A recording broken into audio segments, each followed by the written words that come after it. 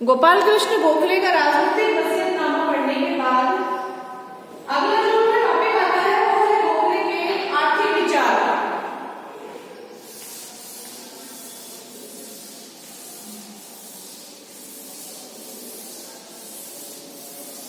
गोखले के आर्थिक विचारों को हम पढ़ेंगे।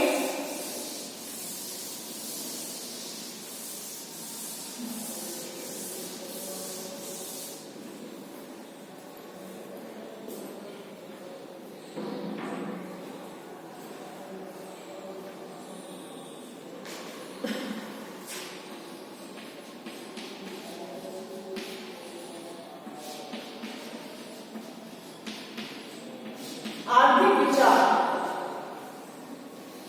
तो गोपाल कृष्ण गोखले जो है वो न केवल रचनात्मक राजनीतिज्ञ वरन एक सुलझे हुए अर्थशास्त्री भी थे।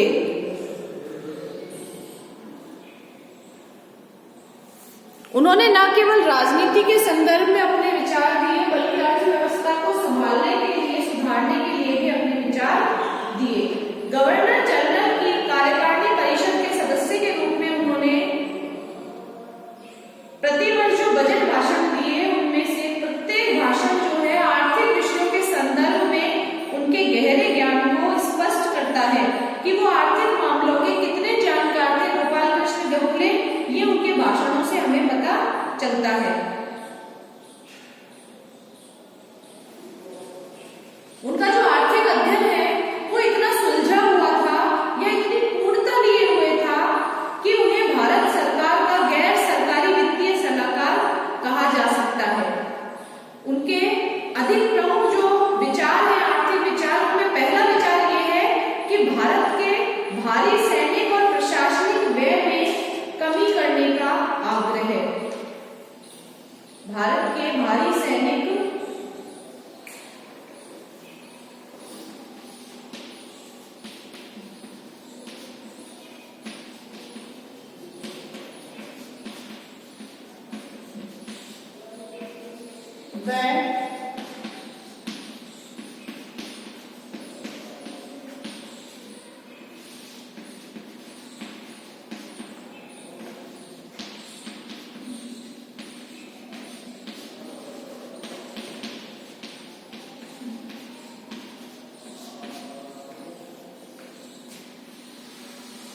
भारत के भारी सैनिक व्यय, प्रशासनिक व्यय में कमी का आग्रह है कि भारत के अंदर जो भारी सैनिक व्यय हो रहा था, ब्रिटिश सरकार जो है सेना के ऊपर जितना खर्चा कर रही थी उसमें उन्होंने कमी करने का, कटौती करने का आग्रह किया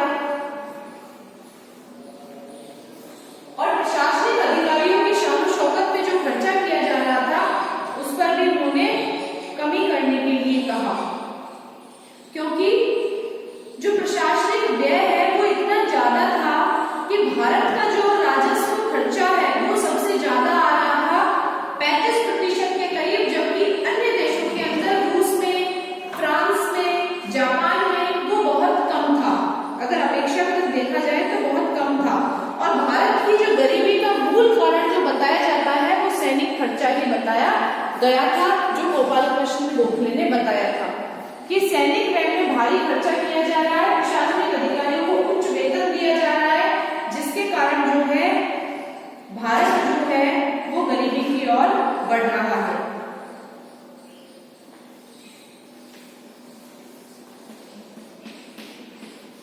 गोखले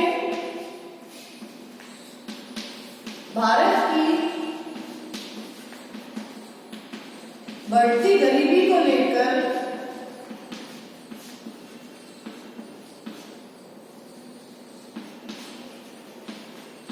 चिंतित थे।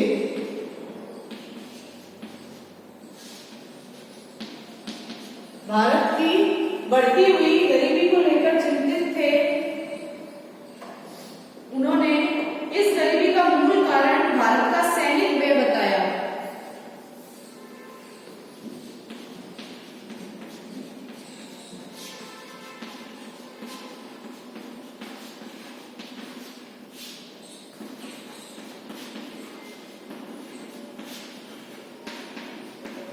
मूल कारण जो है वो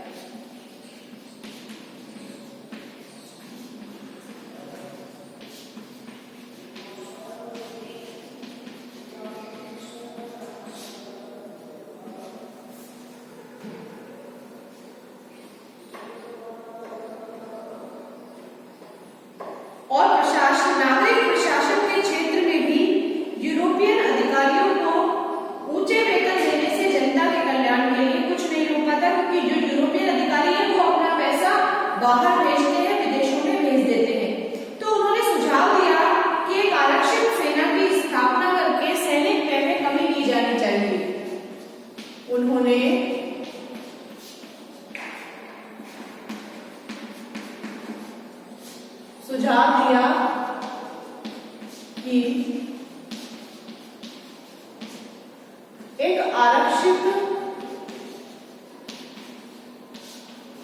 सेना की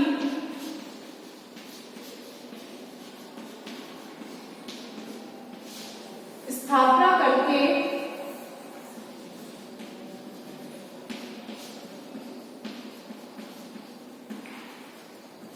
सैनिक व्यय में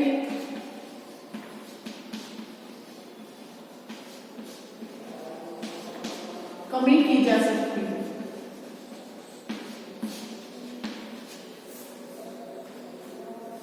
इसके अलावा सेना में भारतीयों को बड़ी संख्या में अधिकारी पद देने से भी व्यय में कमी होगी, क्योंकि जो भारतीय अधिकारी है वो यूरोपियन अधिकारियों की तुलना में कम वेतन लेंगे।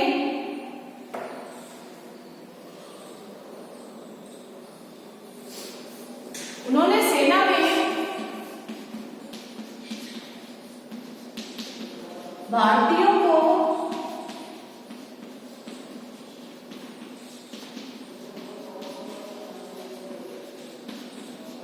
अधिकारी पद देने का आग्रह किया।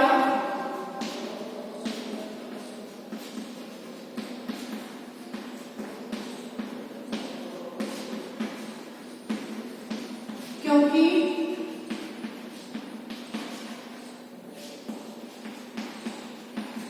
भारतीय जो अधिकारी हैं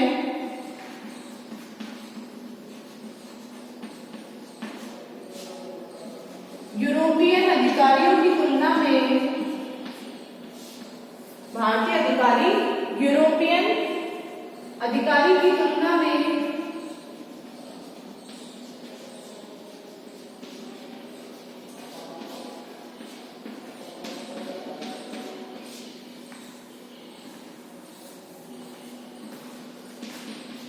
कम वेतन भत्ते लेंगे।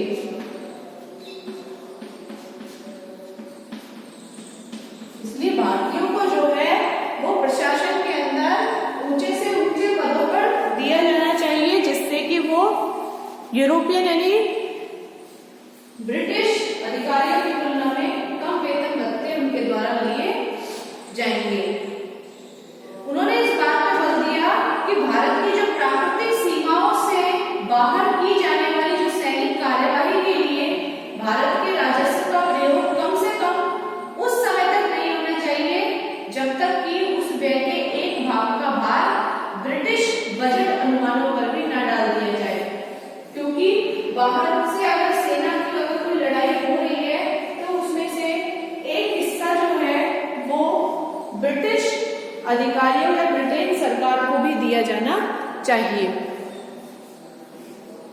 तो इस तरह से गोपाल कृष्ण गोखले ने अपने आर्थिक स्थिति को, भारत की आर्थिक स्थिति को सुधारने में पहला विचार ये दिया था कि भारत के जो सैनिक है और प्रशासनिक व्यय है उसमें कटौती की जाए।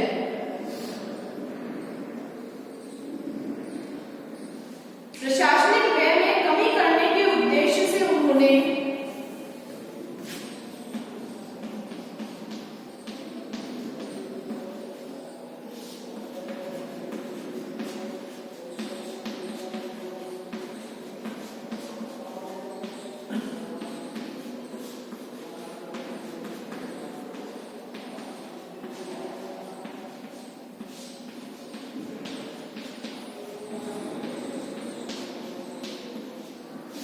प्रशासनिक व्यय में कमी करने के उद्देश्य से उन्होंने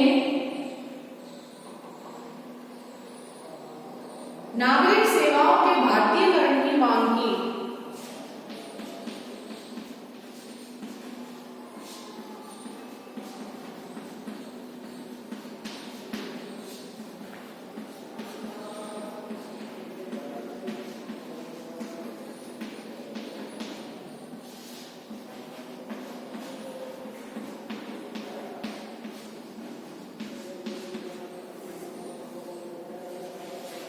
दूसरा है इसमें भारत में रेलों के विस्तार को प्राथमिकता देने का विरोध।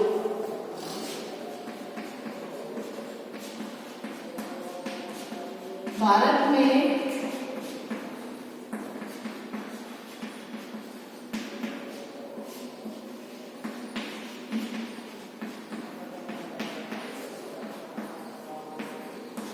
रेलों के विस्तार को प्राथमिकता देने का विरोध।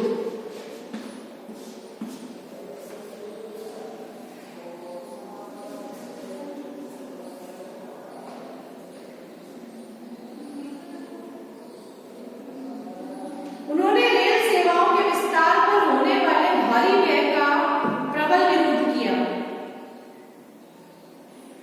क्योंकि रेलों के कारण संचार व्यवस्था में सुधार तो हुआ है और अकालग्रस्त क्षेत्रों में भी वो खाद्य पहुंचाने में उपयोगी रही है। लेकिन महत्वपूर्ण बात यह है कि भारत में रेलों का विस्तार जो है वो मानवोचित कारणों से नहीं बल्कि भारत का आर्थिक शोषण करने के उद्देश्य से हो रहा है, क्योंकि गांवों से कच्चा माल जो है, अनाज जो है वो ट्रेनों में भरकर, मालगाड़ियों में भरकर बंदरगाहों तक पहुंचाने में आसानी होती थी। इसीलिए ब्रिटिश सरकार के द्वारा इन ट्रेनों का विस्तार किया जा रहा था। इसीलिए गोखले जो थे वो भारत के अंदर ट्रेनों के विस्तार पर विरोध प्रकट करते थे। वो कहते थे ये अनावश्यक खर्चा है जो भारत में किया जा रहा है। उन्होंने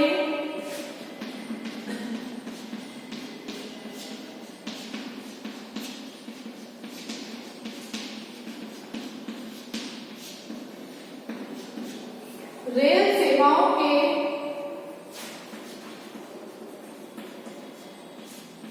विस्तार, रेल सेवाओं के विस्तार पर होने वाले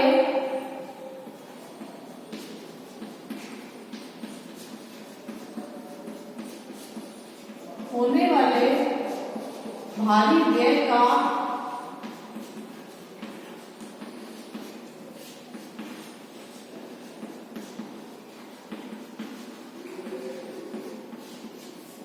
प्रबल विरोध किया।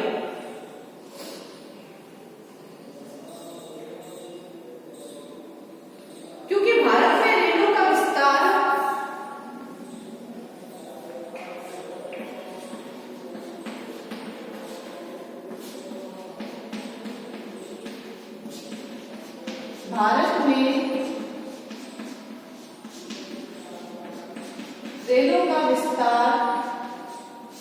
मानवोचित कारणों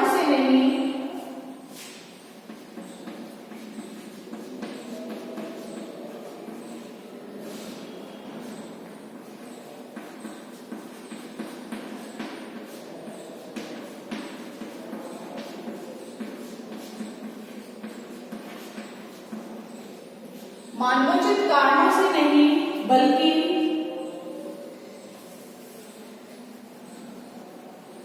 भारत के गांव से बल्कि आर्थिक शोषण करने के उद्देश्य से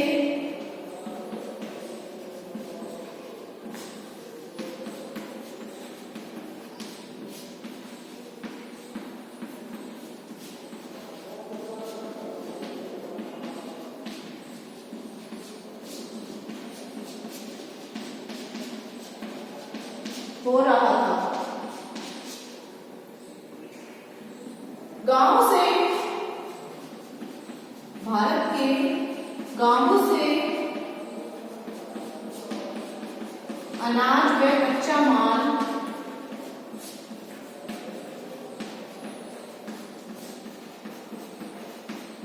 रेलों की मदद से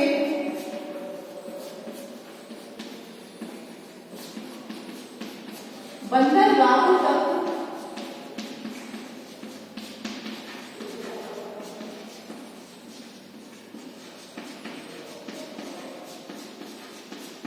पहुंचाया जाता था।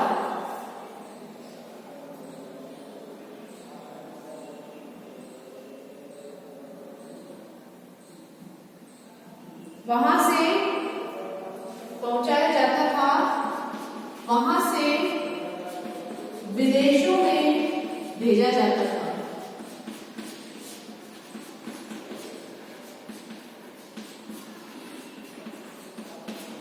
गांव से कच्चा माल उठाते थे, अनाज उठाते थे और उन्हें विदेशों में बंदरगाहों के रास्ते से जहाजों में रख करके उन्हें विदेशों में भेज दिया करते थे। और विदेशों से जो फैंसी सामान आता था तैयार होकर उस कच्चे माल से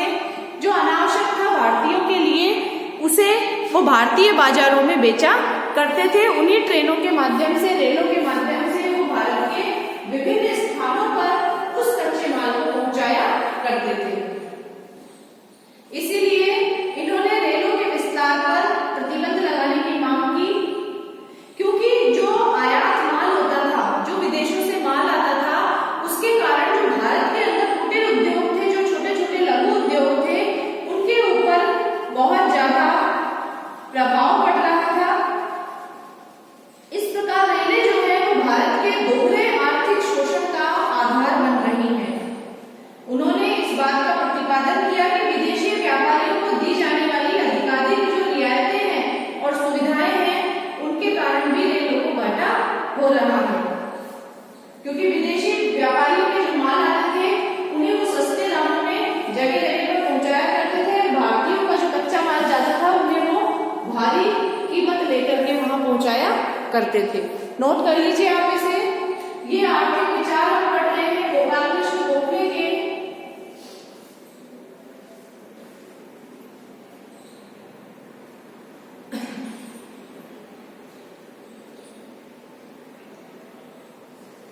तीसरा था मुक्त व्यापार की नीति के प्रति आकांक्षाएं और विरोध। आशंकाओं की दृष्टि से देखा जा रहा था मुक्त व्यापार को, कि भारत के माल को बाहर बेचा जाए और बाहर के माल को भारत में बेचा जाए।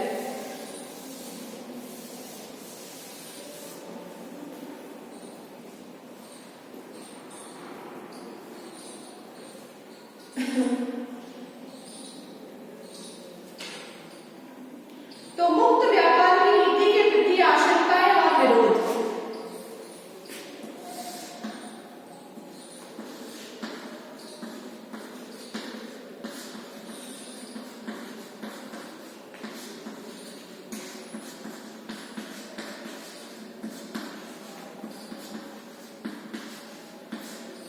आशंकाएं और विरोध।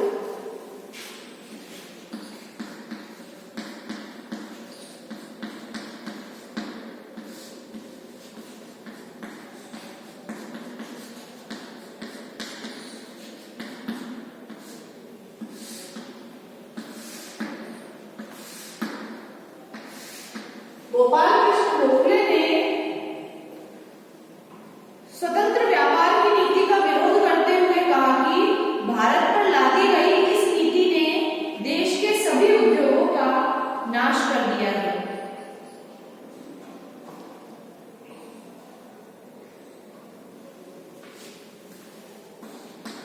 गोखले ने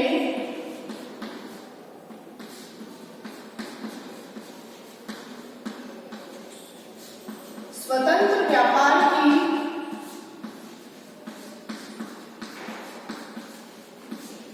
नीति का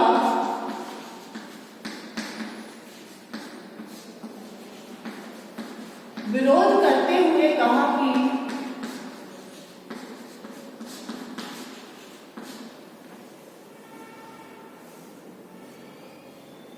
भारत पर लादी गई इस नीति ने देश के सभी उद्योगों का सर्वनाश कर दिया।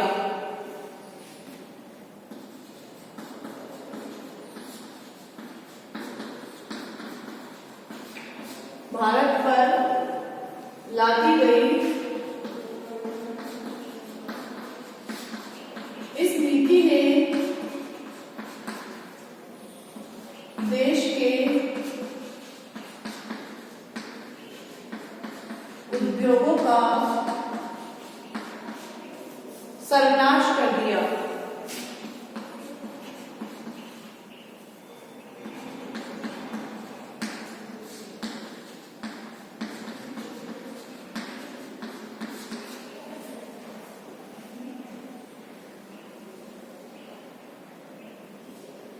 वाष्प चालित तथा अन्य मशीनों की प्रतियोगिता के सामने भारत के जो पुराने उद्योग धंधे थे वो टिक नहीं पा रहे थे, जिसके कारण देश की प्रगति रुक गई। यानी कि वाष्प से चलने वाले जो इंजन थे उनके कारण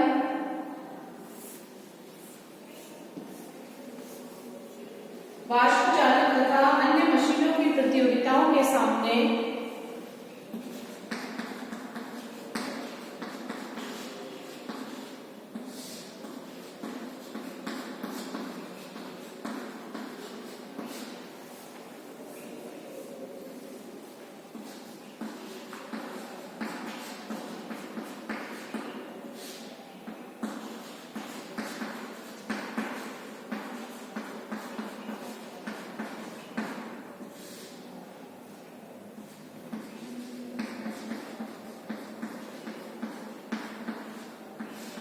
प्रतियोगिता के सामने वाष्प चालित तथा अन्य मशीनों की प्रतियोगिताओं के सामने भारत के पुराने उद्योग टिक नहीं पा रहे थे।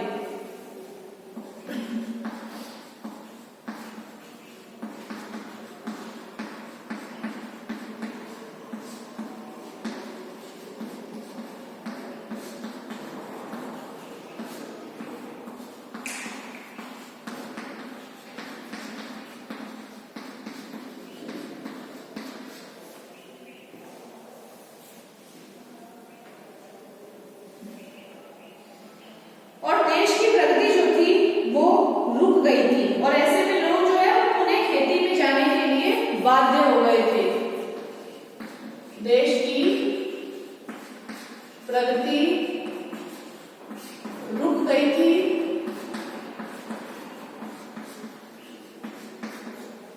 ऐसे में लोग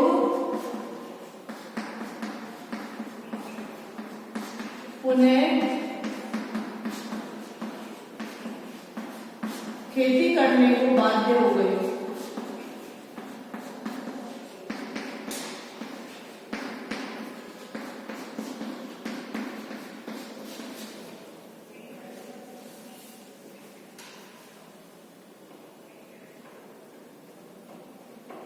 और अधिकाधिक निर्धन होते जा रहे थे।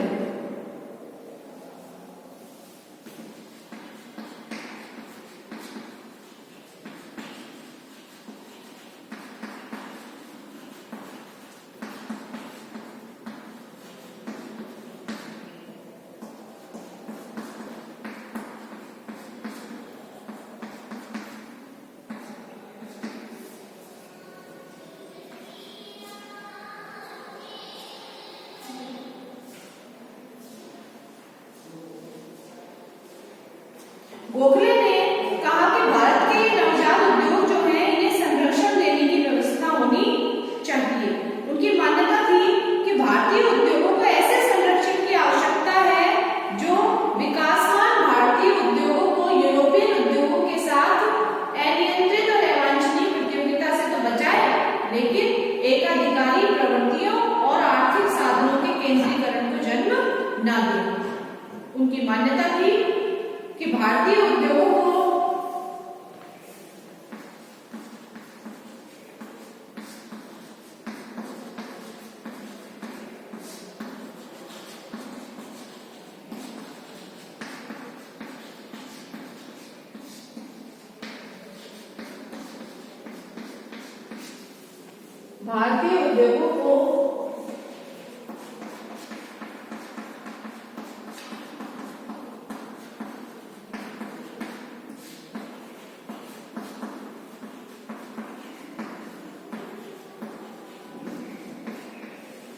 भारतीय उद्योगों को ऐसे संरक्षण की आवश्यकता है जो विकासमान भारतीय उद्योगों को आवश्यकता है जो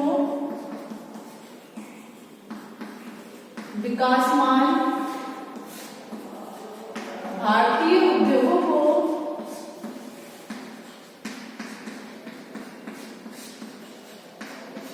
यूरोपियन उद्योगों से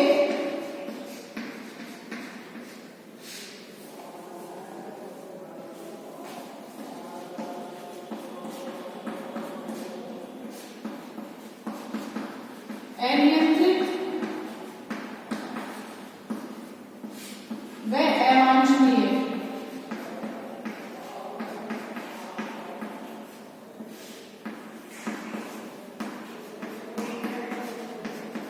प्रतियोगिता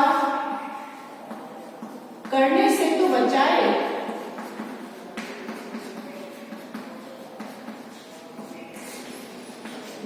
ही साथ ही जो एकाधिकार जो है एकाधिकारी प्रवृत्तियों और साधनों के केंद्रीकरण को जन्म न दे।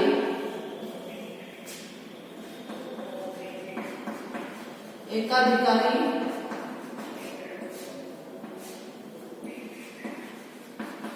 प्रवृत्तियों व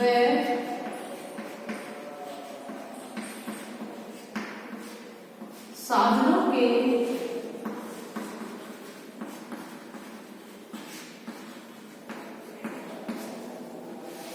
केंद्रीकरण को जन्म ना दे, कि सारी जो शक्तियां हैं शासन की वो केंद्रीकृत ना हो जाए, ना केवल वो प्रतियोगिता से बचाए भारतीय उद्योगों को, बल्कि जो शक्तियों का केंद्रीकरण हो जाता है एक व्यक्ति के पास या कुछ व्यक्तियों के पास, उन केंद्रीकरण व्यवस्था से भी वो भारतीय उद्योगों को बचाए। बल्कि वास्तव में जो गोखले हैं वो ऐसी औद्योगिक नीति के पक्ष में थे जिसमें स्वतंत्र व्यापार और संरक्षण दोनों नीतियों के सकारात्मक पक्षों का समावेश हो। वास्तव में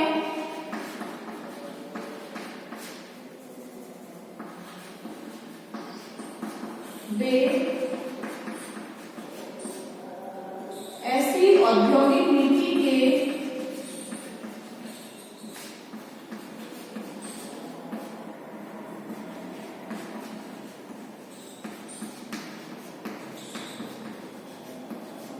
पक्ष में थे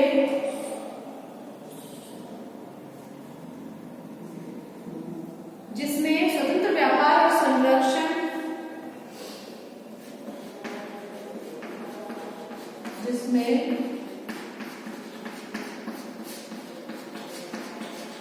दोनों नीतियों स्वतंत्र व्यापार व संरक्षण के सकारात्मक पक्षों का समावेश हो, व संरक्षण के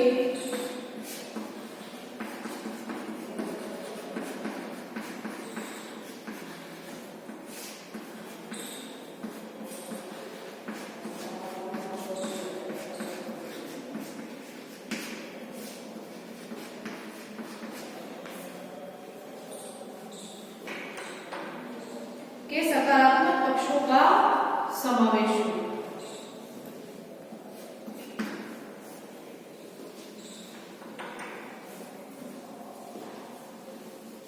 नोट कर लीजिए आप इसे। गोपाल कृष्ण गोखले ने मुक्त व्यापार की नीति के प्रति आकांक्षाएं और विरोध प्रकट किया था, क्योंकि ये नीतियां जो है वो ब्रिटिश शासन को ही फायदा दे रही थी, भारतीयों को, भारतीय उद्योगों को नहीं दे रही थी। इसीलिए गोपाल कृष्ण गोखले ने इनका विरोध किया था।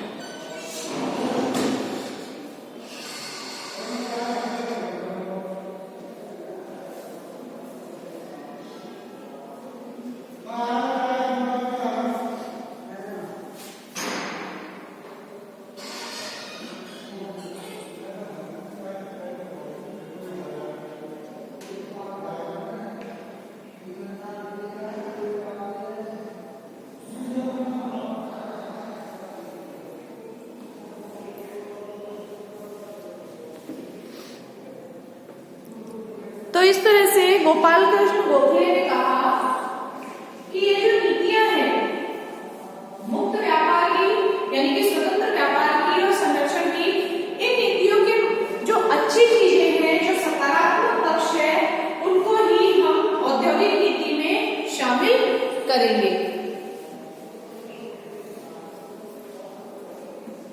औद्योगिक नीति में शामिल करेंगे, ना कि उनके नकारात्मक पक्षों को हम इस नीति में शामिल करेंगे। क्योंकि जो यूरोपियन जो प्रतियोगिता है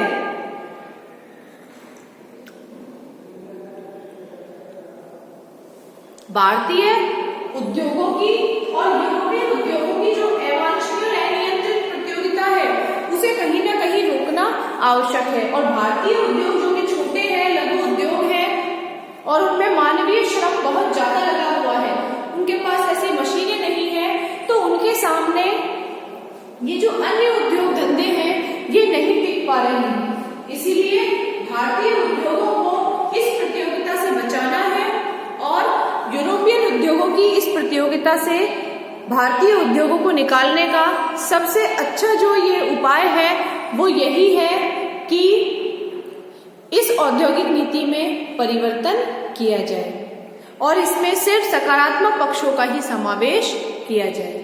और ये जो स्वतंत्र व्यापार की जो व्यवस्था है ये भारत के ऊपर लादी गई है, भारत के उद्योग धंधों पर जो जबरदस्ती थोपी गई है, इसने देश के सारे उद्योगों का एक तरह से नाश कर दिया है, क्योंकि भारत के पास ना तो वाष्प चालित मशीनें हैं और ना ही मशीनों की कोई अन्य प्रतियोगिता है, क्योंकि बहुत बड़ी बड़ी मशीनें नहीं है भारतीयों के पास। तो ऐसी स्थिति में जो भारतीय लघु उद्योग है, जो पुराने उद्योग हैं, जो हाथों से काम करते हैं, जो मजदूर, उनके वो उद्योग टिक नहीं पा रहे हैं इस प्रतियोगिता में यूरोपियन मशीनों के सामने। तो देश की जो प्रगति है वो कहीं ना कहीं रुक सी गई है।